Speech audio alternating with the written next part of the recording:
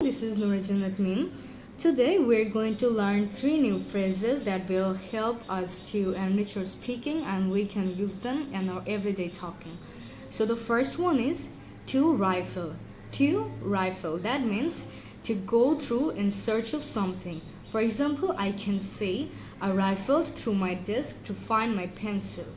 The second one is to fabricate, that means to make something fake to protect. For example, we can say the evidence is fabricated, মানে এই যে এখানে এভিডেন্সটা দেওয়া হয়েছে সেটা মিথ্যা, সেটা একটা বানানো এভিডেন্স, এটা সত্য না. And last one is to confront. To confront, that means to come face to face with someone. For example, we can say you must confront your enemies. So that's all for today. So what we have learned is number 1, to rifle, number 2, to fabricate, and number 3, to confront. So that's it. Thanks.